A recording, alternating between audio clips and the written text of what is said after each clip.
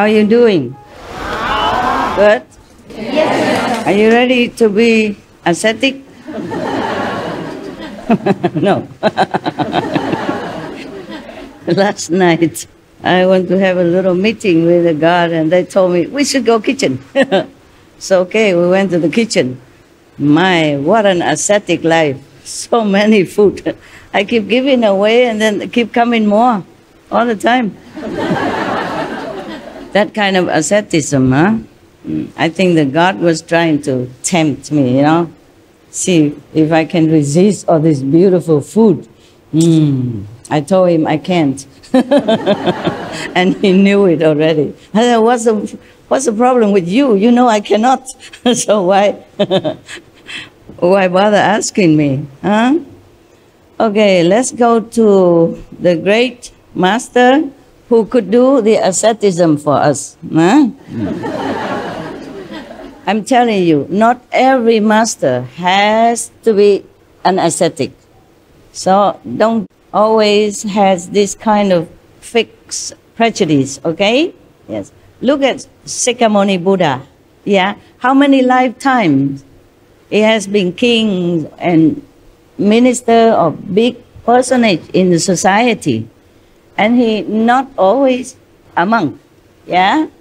Even before being a monk, he had also a luxury life, though he did not feel attached to that. Having something and being attached to it is something different. Yeah, you can have many things, but it doesn't mean you are mundanely bound. So important is that you have to remember the inside, not the outside appearance or actions, but your inside, your heart, your motivation, okay, your goal. What is it that you want in life? If you are a CEO of a company, or if you own some big business, then you have to dress accordingly and go on maybe a limousine, huh? Instead of just some small vehicle or motorcycle, okay?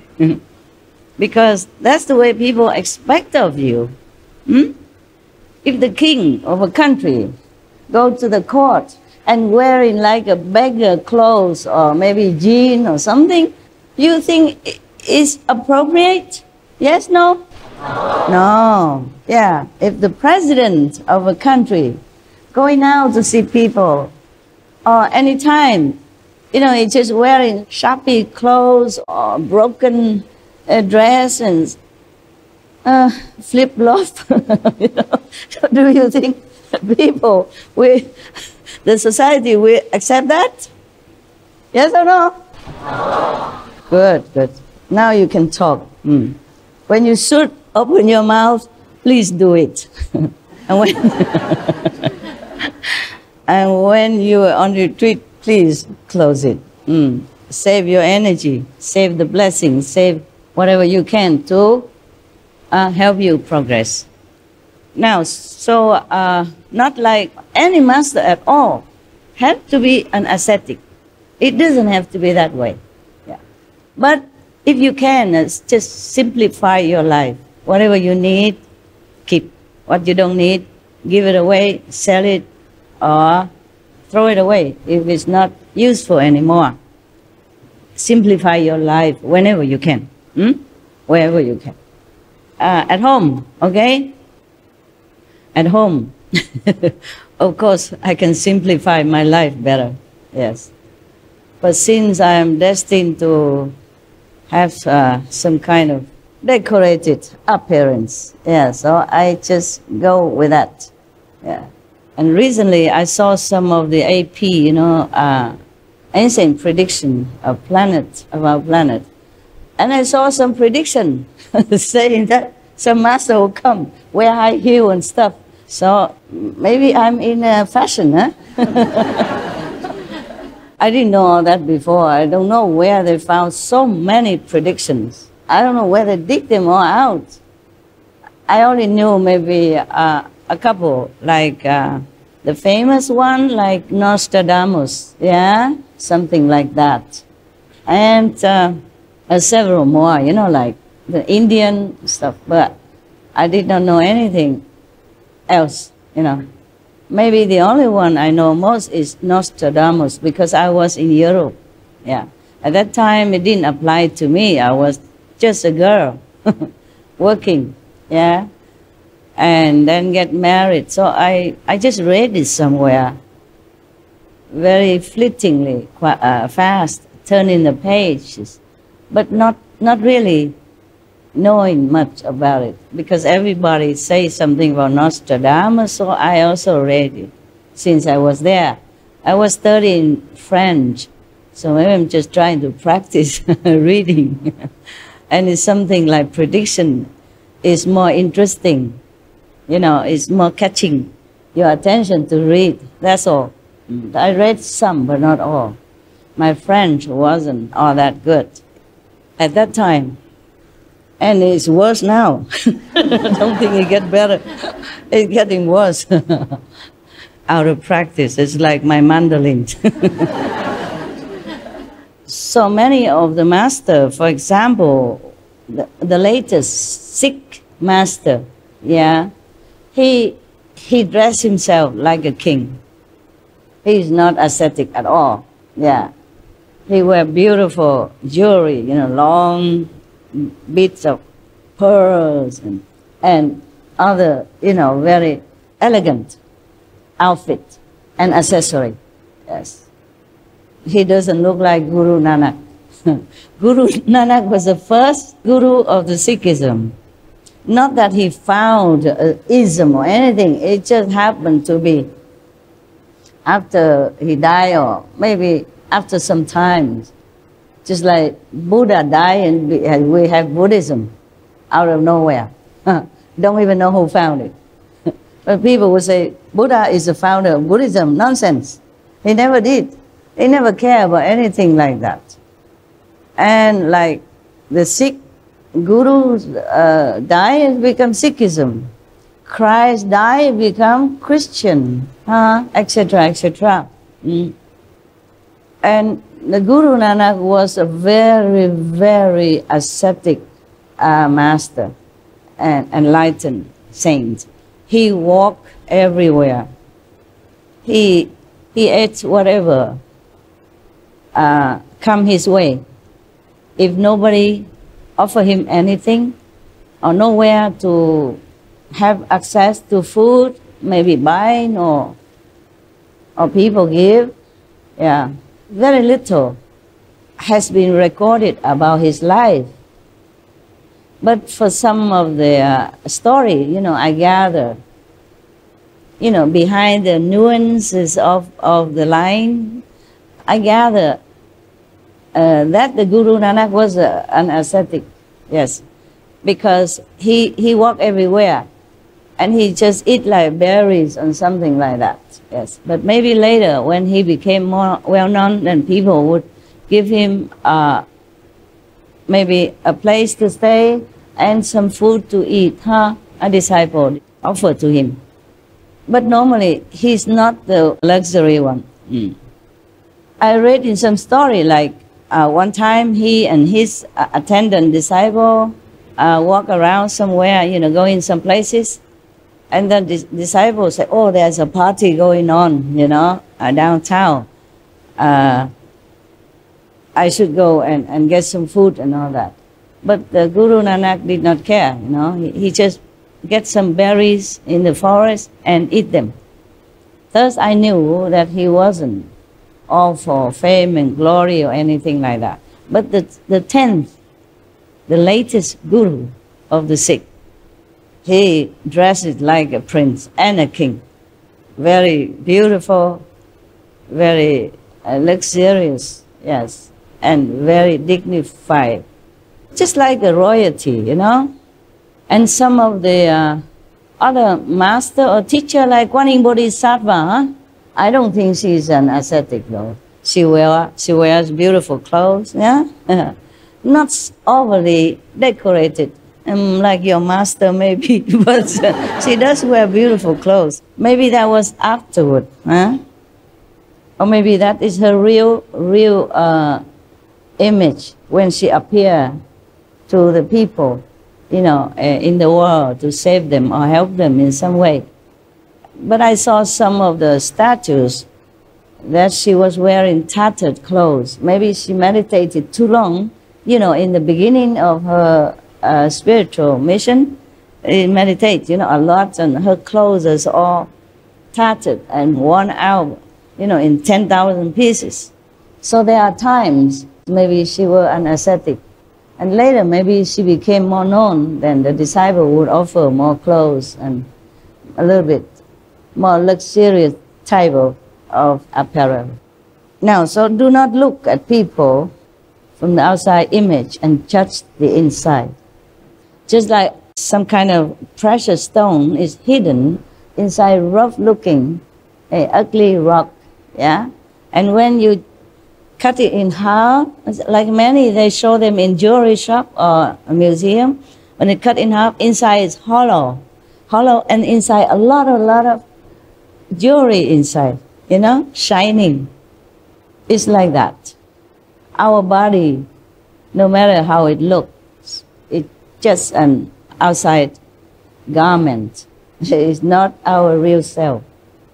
When we hear something, it is our hearing nature, our inborn hearing power that hears it. And then we get used to it. We think it's the ears are hearing it. And when we see something, it is our seeing nature that sees it. And we keep being used to it, so we thought it's our eyes that is seeing things. The one that sees is not the one that you see. The one that hears is not the one that you look at. But we are so used to with the outside appearance, as well as so used to it thinking, using all these our faculties that we think this is we. That's why the Kuan method teach you to return to the true hearer and the true seers. That is what the Buddha say. Turn your hearing inward, turn your seeing backward. Then you will see the Buddha nature. Well, I don't repeat exactly word by word, but he talked like that. The same with his disciples around him, like Manjushri or Kuan Yin Bodhisattva.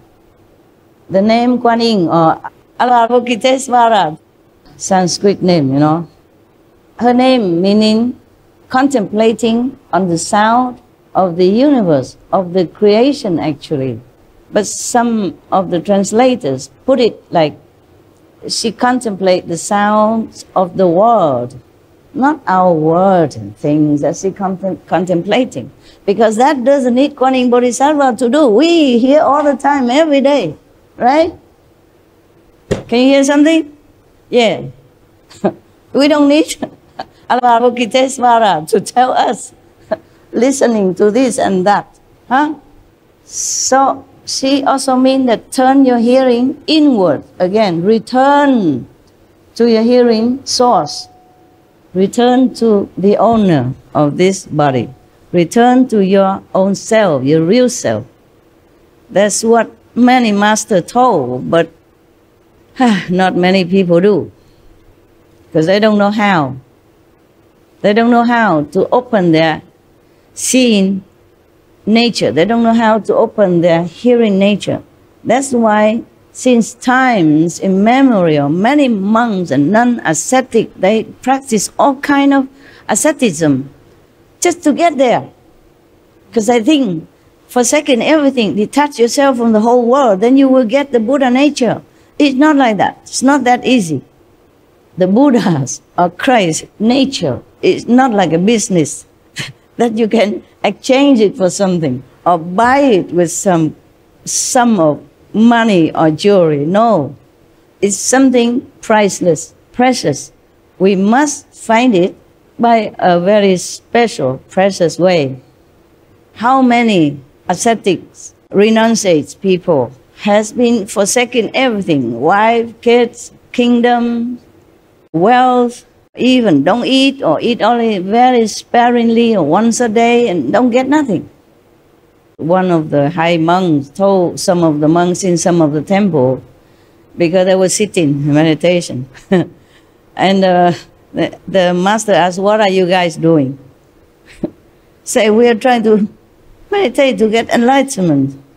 So the Zen monk, he take a piece of stone or brick, and he keep firing it on the floor. And the monks ask him, "What are you doing?" He said, "I'm trying to make a mirror out of this stone." And the monk say, "How can you make a mirror out of this rough and useless stone?" And the monk say, "How can you get enlightenment sitting there, idling, for nothing, useless?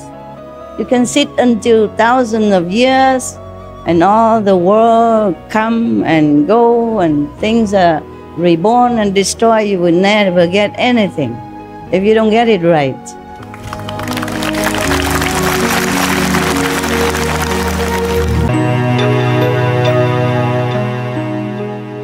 You can sit until thousands of years, and all the world come and go, and things are reborn and destroyed. You will never get anything if you don't get it right. Similar, nowadays we have these numeral lock, no? And you can turn it for 100,000 years. If you don't turn to the right number, you can never open it. It's just like that. Or nowadays we have telephone. If you just push one number wrong, you won't get the person you want, right? Or email, or whatever, you name it. Or television, radio, you have to turn to the right frequency. Otherwise you get nothing. You can sit there all your life, keep turning back, forth, in, out, nothing will happen. There's only one way to do things, is the right way. There's only one way, the correct way. And the Kuan method is the correct way to get enlightenment. I mean the real one, the ultimate one, and the right one. Buddha said that, huh? Don't think I try to convince you. Yeah. All the masters say the same thing. If you have time to study all the scriptures, here and there, they mention like that. But only after you practice Kuan method, then you would understand. And the same like when they translate, like Kuan Bodhisattva contemplates on the sound of the world. Actually, on the sound of the creation. The world is creation, of course. But not the created sounds like the bird chirpings or the waves of the ocean. Even though it mentioned in even Lotus Sutra that Kuan Bodhisattva contemplates. She has inside her or him this wondrous sound, like the sound of the water, the sound of the tidal waves, the sound of etc., etc. In the Bible, mention the same thing. One of the saints ascended to heaven and hear the sound of thunder or something like that. So these we, Kuan Yin practitioner, would understand perfectly clear. But if nobody pointed out to you, and if you have no experience about it, you would also not understand. Many Zen stories saying that one monk, he was meditating and then suddenly he heard a very loud, big sound, That's after many years of practicing. Yeah, suddenly here one time. Maybe never hear it again. Because it's just like a coincidence that he heard it. Not like he knows the way to practice so that he can hear it every day. The more we hear this teaching, inner teaching, or our own true nature, the more we understand many things. Yes. The more we will feel free. The more we feel that we are nearer to Buddhahood or nearer to heaven, or maybe already with heaven, with God, one with God. That's the only way. Up to now, I practiced this many ways as well before Kuan Yin method. I do breathing, I do Hatha Yoga, I do pranayama. It's similar to breathing, yeah, okay, etc., etc. Some monks in India, I'm not sure if they do it in Taiwan or China or other country or not, but in India, they practice so many things that you have no idea that the human are capable of doing that. Sitting on the nails, the bed is nothing yet. Standing on one leg forever is nothing yet. Hanging your hair on the tree just so that you don't ever fall asleep or fall down, that's nothing yet. You know, like sometimes they put a long, small, thin piece of cotton, long, very, very long. They put it through the nose and go all the way down to their stomach. The whole thing, huh? I don't know how long, just maybe more than a meter at least. Even for me, it's just 10 centimeters, it's already suffering. I won't do it. And they do that, all kind of things. Bathe in freezing water, it's another thing. You know, in the Ganges, freezing water. Well, that I did. I thought maybe to clean my karma. But they do that all the time. And soaking themselves in there until they become even like an ice cube. Or burning under the Indian high summer sun with the fire around it as well. And the summer sun in India, some place they can burn your skin. 1st or 2nd degree even, if you sit too long. But they do that all the time. Of course, maybe slowly get used to it, not like immediately shave the head and go sit under the sun for hours on end. It's not like that, but still, it's still very, very, very harsh, the sun of India. No? I almost died because of Indian sun. I went to Bodh Gaya, you know, in my wandering time to see Buddha's Bodhi tree. It was in May, it wasn't high summer yet. And then I walked, I didn't know, I didn't think too much. I normally don't think too much. I go to the Himalaya alone, also didn't think much. I go under the summer sun, I also didn't think much. It's just too much focus, you know, on my goal. And I got sunstroke. I almost died on the street. Because when you walk in such a sun, it's like you climbing the Himalaya mountain, you know, or the Sumeru, you know. Yeah, you cannot even walk. You walk is like you walk in a dream, you know. You cannot even walk. You walk like you carry mountains on your shoulder. Every step is like so laborious. I don't know why I did that. Just too young. Too young and too idealistic. I did not think too much about the outer effect or the outer situation. I just want to do what I do, and I forgot that. And I almost died. Luckily, I dragged myself into somewhere, and then it was a temple. Yeah, and then I take a rest for a while. That's the first time. The second time, I almost died again and found another temple. The first temple was tended by an Indian man, but he cooked vegan for me. Just congee and some of the... I told you this story already, you know, maybe a little bit more elaborate now as I remember it. And then I said, how did you know how to cook rice congee? He said, my master taught me. I said, who's your master? A Taiwanese monk. I was very lucky. I almost died. Without this food and without the shade to rest, well, I still, even with that, I went to see the Buddha Bodh Gaya. I want to see the Bodhi tree before I die, before I almost die on the way back, you know. And then in front of the temple, I almost collapsed. And the man took me in, gave me, you know, thing to drink, and I didn't even have anything to drink with me. They don't sell things on the road, you know, all the time, you know. I was walking. It was not that convenient. And so after that, I recovered, huh? But I did not learn, huh? Next time, I want to see Varanasi, the deer park, huh? I want to see the first Buddha preaching place, and I had to see it. And I walk again, under the sun again. I almost die again. Luckily, in front of another temple. That temple is actually is a Tibetan temple. And you know, Tibetan monks, not all of them are vegetarian, huh? Yeah, almost all of them, almost. Most of them are not vegetarian. They eat what is offered to them, yeah? Of course, they're not picky or nothing like that, but Same with Thai monk or Cambodian monk, Miandian monks. Many of them are not vegetarian. So I collapsed in front of the, I can't remember what temple looked like. It's just because I was very sick already, you know. I could hardly walk, breathing difficulty, fever.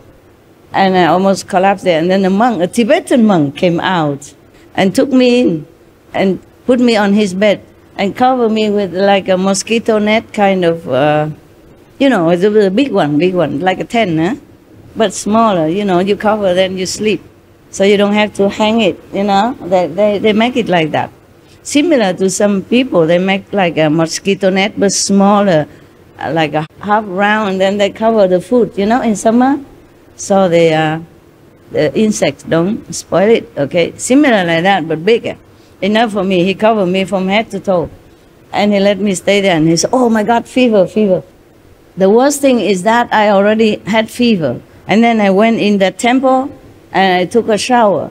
The water there is boiling hot, because it's the sun. And all the pipes are heated also.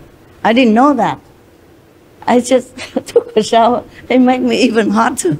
I keep feeling burn everywhere. It's not like the skin come off or anything, but it was really very, very painful.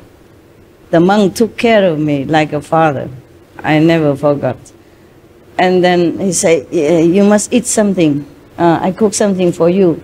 I said, no, I'm not eating any meat. He said, no, no, I'm also vegetarian. A Tibetan monk. And you found it there, vegetarian, believe me or not. Yeah, I always collapse in front of vegetarian temple. It's funny. Actually vegan, you know, there's nothing, just some dry protein and a little japchae, vegetable, japchae. I still remember that word, japchae means vegetable in India. And just a little bit like that. And then I recovered slowly, and he gave me medicine and stuff. Such a kind monk he was, yeah. Otherwise, maybe I die already, yes. Because at night, when I was walking around, before I reached Deer Park, I was walking around and find somewhere to sleep. I cannot find anywhere. So I slept outside, you know. I slept outside in the open, alone. And the mosquito or some insect is also giving me some present, make it even worse. Yeah. I was a natural ascetic because there's no choice.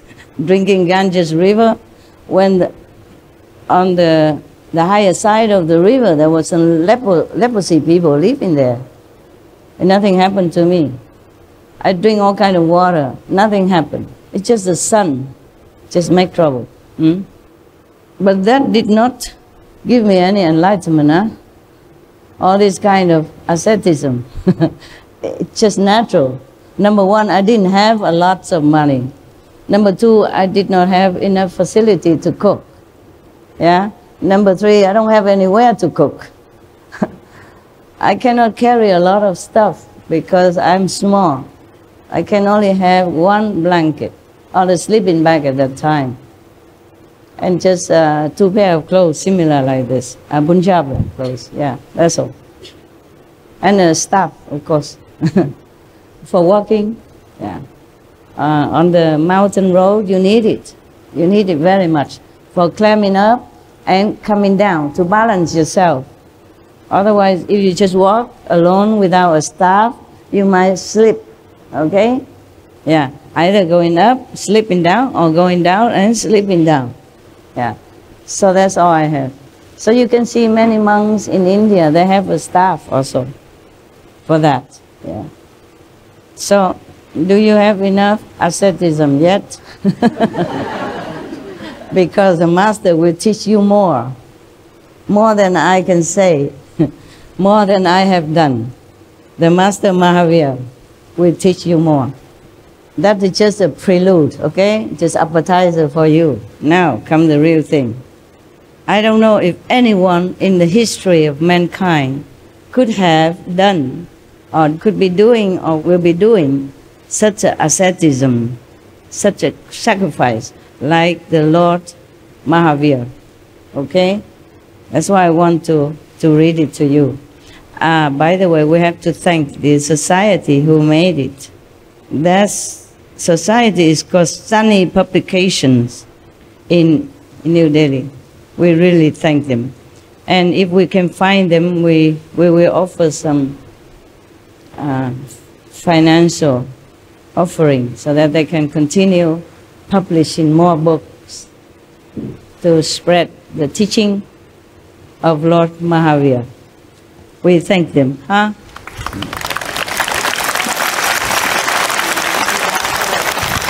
And may God bless them limitlessly. Okay, now it is the great renunciation. It was the 10th day of the dark fortnight of the month of Marxist Sanskrit. I don't know a lot of Sanskrit, okay? Don't blame me. I went there for enlightenment. I didn't went there for Sanskrit. I did learn some, but you know, you learn here and you return it in India, throw it in the Ganges River already. If it wasn't for you, I don't even need to read anything anymore. It's just like a kindergarten teacher, you know, she already over it, and she has to read everything. She has children's story book and stuff for her students. Prince Vardhaman had observed a ritual fast for 2 days. A palanquin named Chandrabrab was prepared for his great renunciation. Sometime in the afternoon, Vardhaman came out of the palace and climbed into the palanquin, you know, small coach, you know, that people carry another person on it now in a long time. Some rich people or royalty, they go on palanquin, they don't walk. Me also, I don't walk with this type of shoes. I walk a little bit. The procession with the palanquin proceeded to Chanatkan Garden in the northeast of Kshatriya Kund. The palanquin was placed near an Ashok tree. Ashok tree has nothing to do with the King Ashok, okay? One of the most ardent devotee of Buddhism, and he was credited of spreading Buddhism everywhere. As Ashok, King Ashok is different. I don't think this tree belonged to King Ashok. It's just the name of it. Fancy a king has a name like a tree.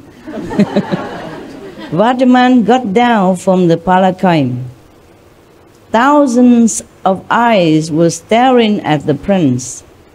His golden body was adorned with a beautiful dress and scintillating ornaments. The next moment, he had removed all the ornaments and his dress as well.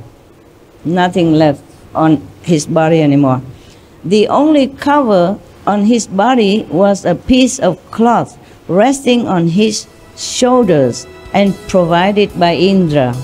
Indra offered him this dress. The god Indra, the rain god, the one that is making something drop in on our roof right now. The water drops. Thank you.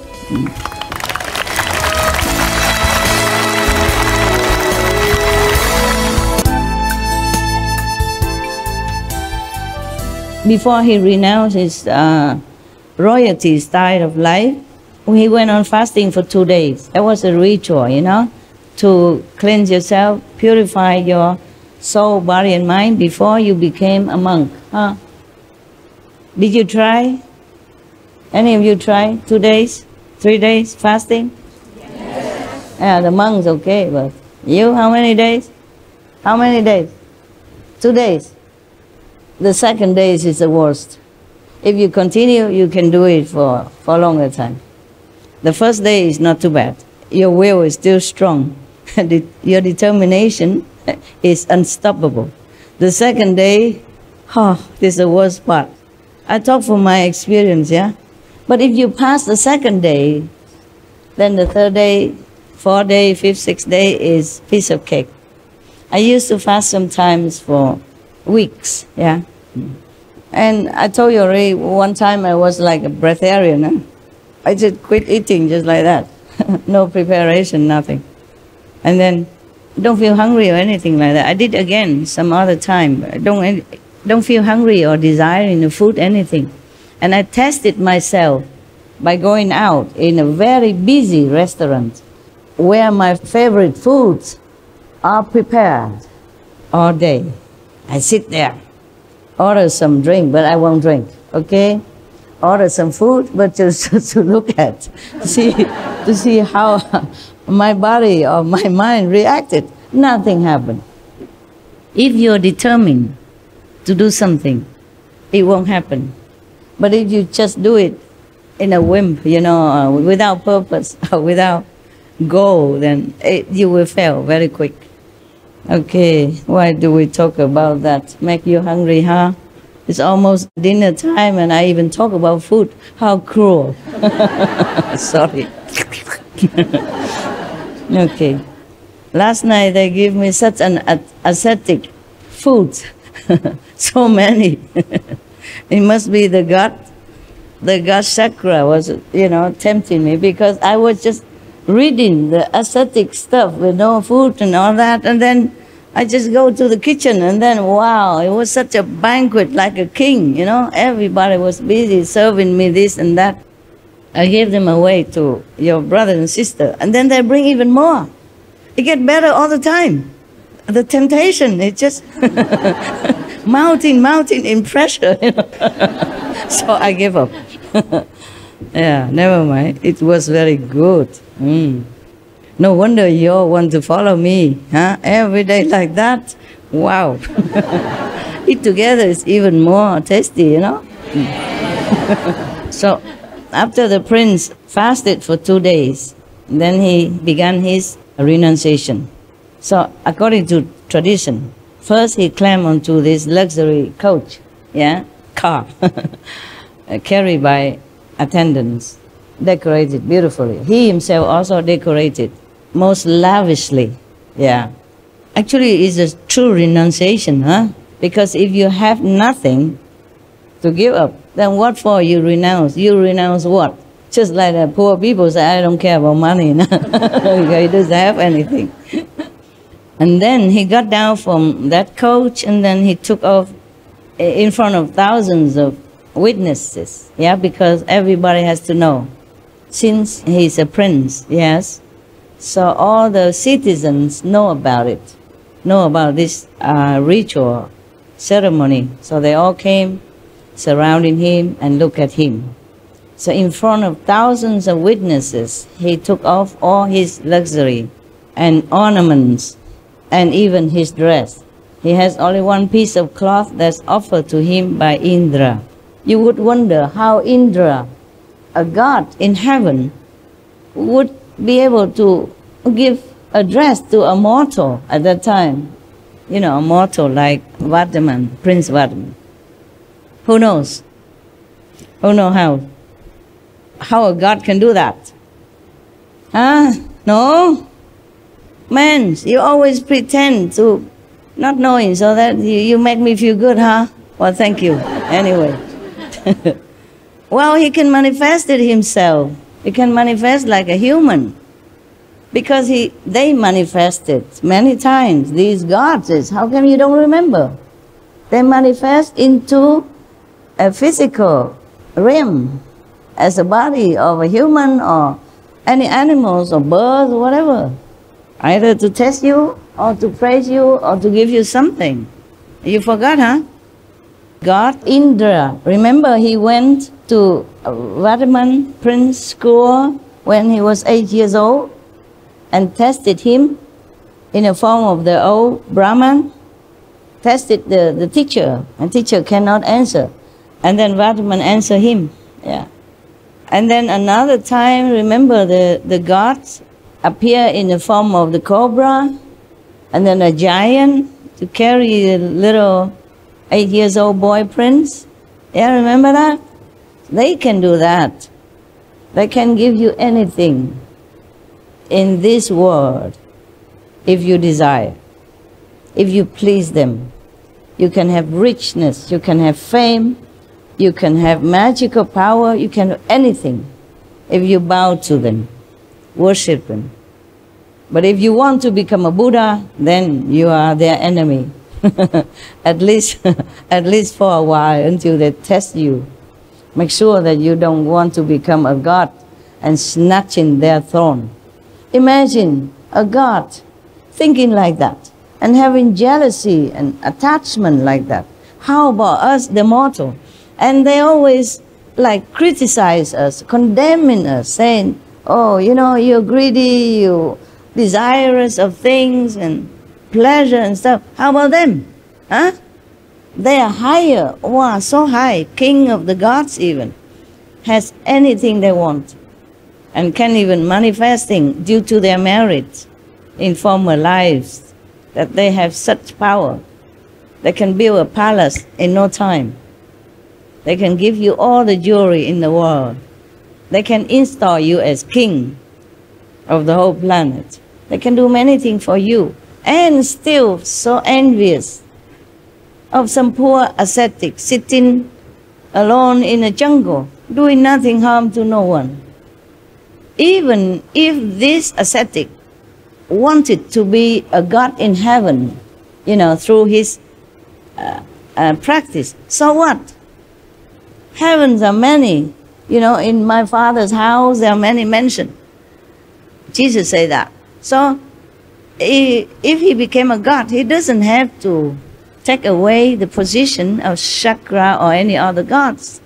He can have his own kingdom. But I don't understand the gods, you know, these small gods. They rule the whole, many heavens, over many gods, have so many beautiful fairies, angels around them, have everything, all the power in the three worlds, and still so silly. We would think heavens are these kind of lower heavens, of course, not the original heaven, okay? Not the higher heaven like the fifth heaven or the fourth level heaven or above the fifth, different.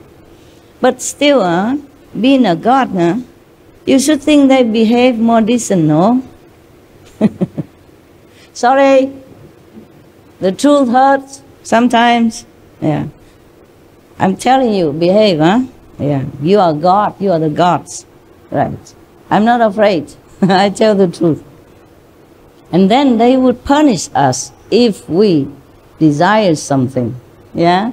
Or if we want richness or fame or position in the society, then they will also look down upon us, you know, thinking that we are not a good person. And then they are doing similar things, worse, yeah?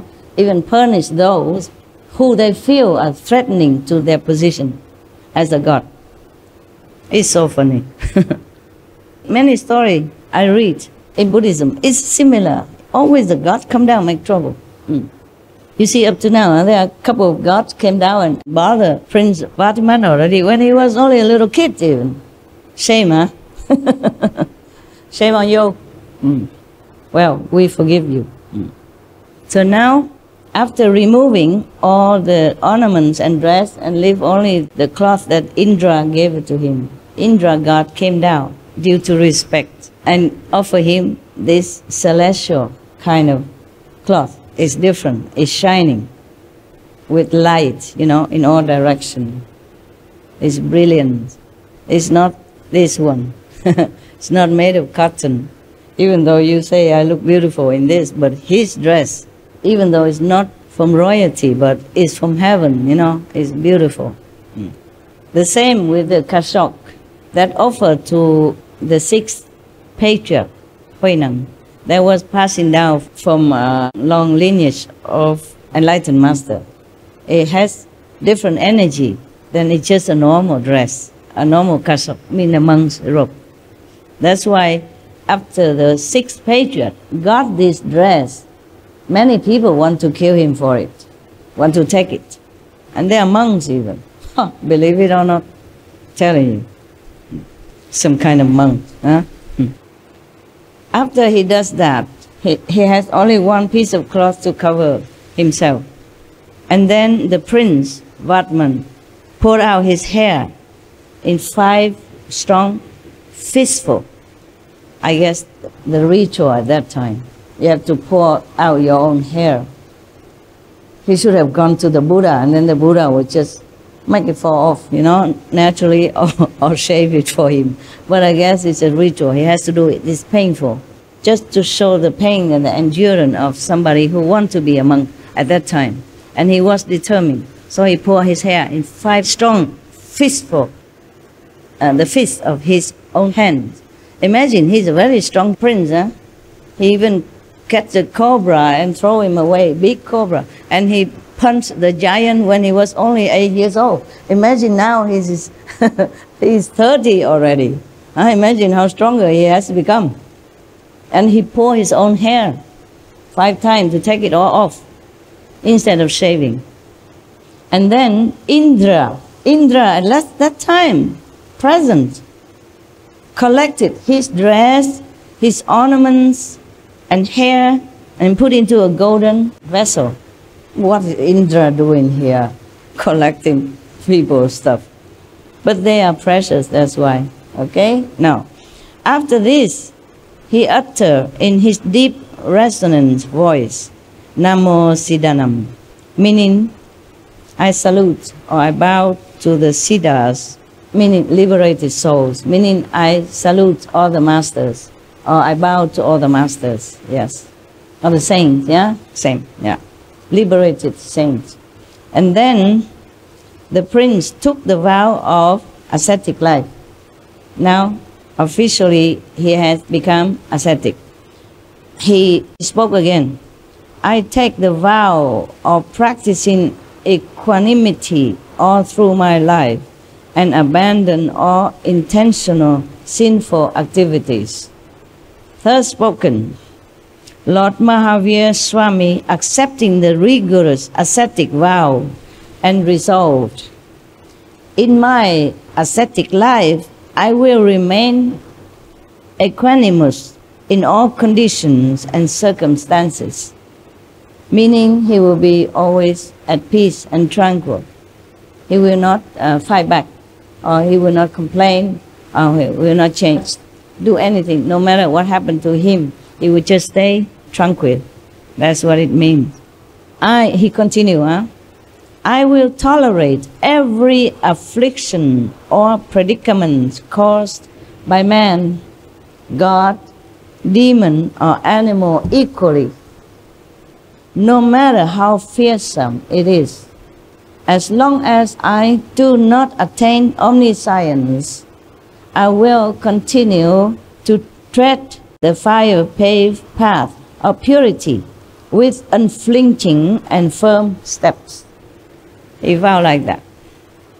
A wave of reverence started, and thousands of heads bowed with reverence, and thousands of the throats utter in unison, Victory be to Shraman Mahavira. This is the name, is the title for monk now. He's Shraman Mahavira now, okay? Yeah, or Swami, similar. Okay. After the austere vow, the Mahashraman, means the great Swami, the great monk, they call him now, acquired Manapayavachanan, which allow him to perceive the feelings and thoughts of all beings. He has some psychic power now, yeah, just like in knowing the thought of others. In Buddhism, also like that. When the monks practice under the Buddha, some of them have this kind of power. Well, many other powers you can have also, if you practice well. Nowadays, more difficult because we are too preoccupied, too contaminated, too short of time, too short of temper, too short of patience, too short of resolve to do things like the old time. So it's okay, Kuan method, slowly, step by step, go home. Yeah.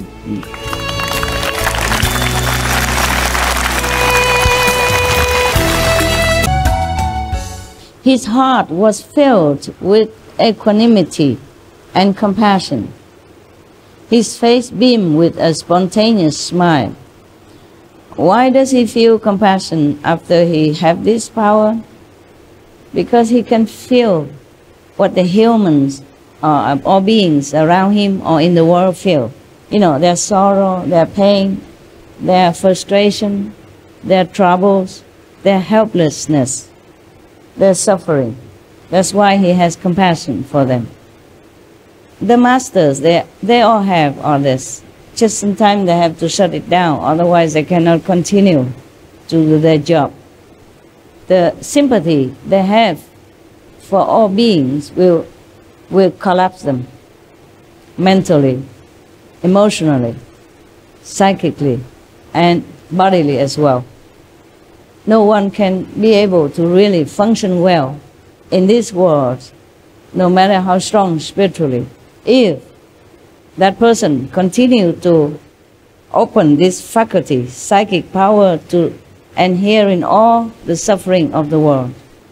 The Kuan Yin Bodhisattva, she hears them, their pleas, only when necessary, only when they are desperate, and only for that person or those persons. She doesn't always have to hear all the suffering in the world, because that will be too much, even for a Buddha. Now, he walked with firm and steady steps towards the jungle without turning around or hesitating. Now he's going away to the jungle to contemplate. Suddenly, there was a feeble call from behind.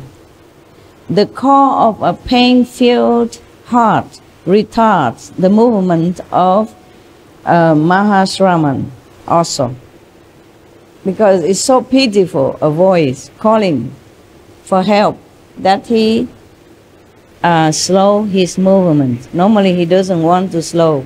He wants to go steadfastly to the jungle. But then there is a voice, very weak and pitiful, calling for help behind him, so he slowed down. And then a wiry and weak Brahman, moving briskly with the help of a stick, arrived and fell at the feet of the Mahashraman.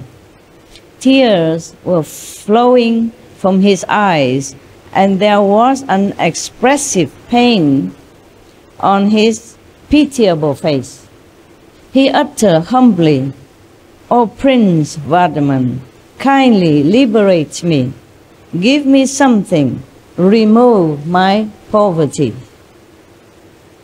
Shraman Mahavira recognized this old man to be Samshama of Brahmakund. Long back, he used to come to the king Siddhartha's court. The charitable king extended him all help by giving whatever he needed. He was happy then, but he was not seen after the king's death. Samshama said, "Prince, I wander around from one state to another state after the death of King Siddhartha, my mentor. Wherever I went, my bad luck followed me. After 2 years of wandering in vain, I have returned home this morning. On my return, my family members informed me about your year-long charity. Everyone got what he desired, but I, the ill-fated, got nothing from your charitable hands. Prince, as soon as I reached home, I came to know that abandoning everything, you have become ascetic only today. Prince Vardhaman, please have pity on this poor destitute. Remove my poverty with your kind hands." This is impossible. The prince already renounced everything. He has only one piece of cloth on him. How can any man has a heart to come and beg in like that? People are really impossible to comprehend. And he's a Brahman. He has family even. Now he could do something to earn a living. But it just has to bother people like that. Became a monk already, has nothing at all, and still come and bugging. This kind of people. Brahman supposed to be the most noble class in India at that time, and still in some area now in India. Supposed to be the most learned, the most noble, the one that you cannot even treat unkindly or slander of any kind. They are revered like high priest, yeah, and behave like that. Imagine. Mahavira was filled with compassion, but today he had nothing more to give. Suddenly he thought of the divine cloth on his shoulder, so he tore it into 2 parts and gave half to the Brahman. The Brahman was filled with joy. What kind of joy is that? Robbing somebody who is already a monk and who has nothing with him anymore, and still feel joyful. Yeah? Being Brahman and all that. So the Brahman took this piece of cloth to a mender and inquired about its value. The mender said, "Brahman, how did you get this divine cloth? It is just a part of a whole. If you could bring me the other part also, I will mend it back into its original form, and you could sell it for 100,000 gold coin." Oh. The greedy Brahman ran back to Mahavira and followed him everywhere he went. Some Brahman, huh? After about a year, the remaining piece of the divine cloth fell one day from Mahavira's shoulder. Some Shama picked it up, got it mended, and sold it to King Nadivadan for 100,000 gold coins. Now, neglecting his body, the venerable ascetic Mahavira meditated just by himself, in blameless lodgings and wandering, in restraint, kindness, avoidance of sinful influence, chaste life, patience, freedom from passion, and contentment, practicing control, circumspectness, religious postures and acts, walking the path of nirvana and liberation, which is the fruit of good conduct.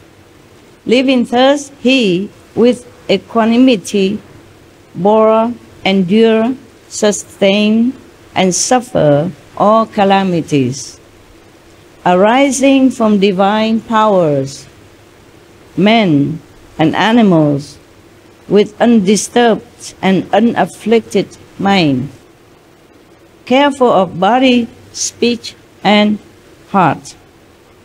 All right. Any question about that? About anything?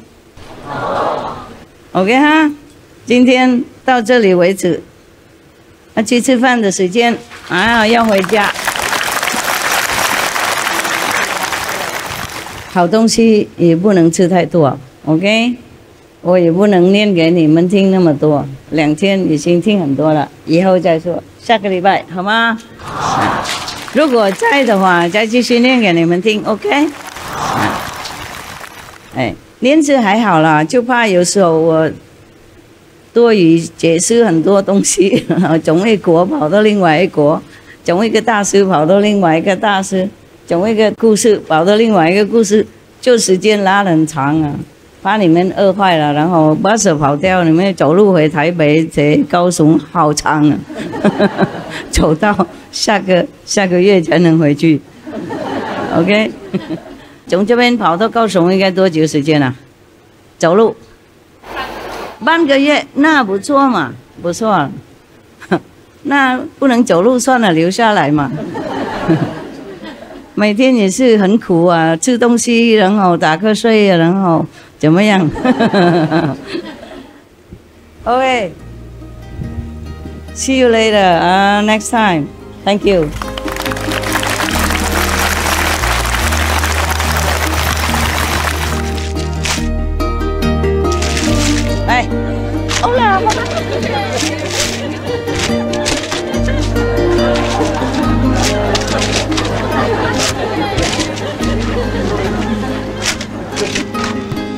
台湾哈，都不老呢，奇怪耶。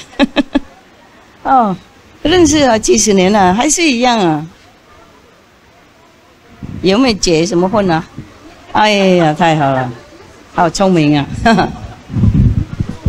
业障没有来找你哈？你有没有去找他？没有，太好了。喂，怎么都不老呢？奇怪，不可思议。大概打坐哈，very good。台湾哈，哇哦，你们蛮认真哦，对你们很骄傲。对不起了，没有对你们什么特别的，就看多几眼而已，好吗？我们是族人啊，不能要求了，是吗？应该要送给别人的啊。我们慷慨好客，一起嘛我们一起是这样的。有时候我也是这样啊，如果东西不多，我自己会送给别人了。东西不多，其实我的东西如果不够的话，我东西会给他们。印度人他们也是这样如果有人来他们的家他们没有多少，也全部贡献出来。他们认为任何人来是的上帝来的，不是上帝派来的，所以他们对客人呢跟对上帝一样，很尊重，就没东西也全部拿出来。你们知道师父讲过一个故事，是那个嘎比亚那个僧人有没有？嘎比亚大师连他太太也想拔出来卖为了供养那些来拜访他的和尚还有那个过路的人，他们来的话是客人嘛，还好太太也没有卖，东西也拿到。记得故事吗？哦，不错。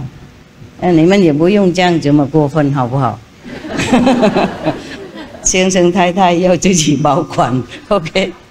他是大师不一样他做一些比较不同的事情嘛，所以让那个买卖的人比较怕。商店那个主人他很喜欢那个嘎比亚的太太。因为嘎比亚太太很漂亮，应该是这样了。然后他常常要他的太太不要，讨厌。然后就那一天嘎比亚派他太太过去那个商店要跟他借一些面粉为了回来要弄chapati嘛，因为刚好那一天很多人来拜访他，大概是徒弟或是牧羊者都有了 ，OK， 或是和尚都有，多数来都是和尚。那些印度的人和尚他们不分别你是在家人出家人，如果他知道你开悟，他就会来拜访你就对了。那么不够那个面粉弄chapati啦所以他派太太过去借一下，没钱过去要面粉哪里有然后那个商店的主人就说：“你留下来嘛，你跟我一个晚上的什么面粉都给你了，不用钱的。”那太太贼讨厌就跑回去，跑回去跟先生说了。先生说：“就这样子而已，你也不肯我带你过去。”好。他就把太太抱过去下雨嘛，怕太太弄脏弄湿，怎么抱过去？抱过去说：“刚才我太太不懂事对不起了，现在她是你的面粉给我。”哇，那个商店吓了一跳。第一，哪里有那么慷慨的先生，疯子的先生？事实上，在那个范围，他也大概知道嘎比亚是开悟的名字了，就是他太无名，没有跟着，又要他的太太，哪有这样子？隔壁邻居不好不过隔壁也是把太太拿出来贡献了面粉还给我就好了。结果那个人吓坏了，因为嘎比亚这么直那么真诚所以他吓了一跳。第二，他们两个为什么在雨从他的家跑那边也是一段路啊，下雨这么大，两个都什么都没有，没有一滴雨在身上啊，所以他怕了。他说：“啊，好了，不敢了，我刚开玩笑而已，哪敢啊！好，你要多少面粉，全部带走。OK， 还好我们台湾面粉很多，不用那教哈。OK， 也不要试看看啊，有时候人不那么好的啦。OK， 印度人他们不管怎么样。”无名怎么样，也知道修行的人，懂不懂？也是要尊重，也知道有这种修行人的力量，还有尊重，懂不懂？别的地方我不保证哦，不要乱吃看看哦，太太跑掉别怪我哦。真的哪有这种先生哈？连太太也卖掉，为了请客啦，啊？为了请客，你们会不会跟护法嫉妒啊？不会，我需要他们那些肌肉啊，懂吗？因为我都是看人嘛，有时候路不平啊，有时候会跌倒，他们再扶一扶也好。有当过兵比较有那种警觉性啊，懂吗？女孩子没有当过兵，男孩子都有，是有用了。OK。有时候我都看你们没有看路嘛，然后走路有时候不方便。Thank you 了，行。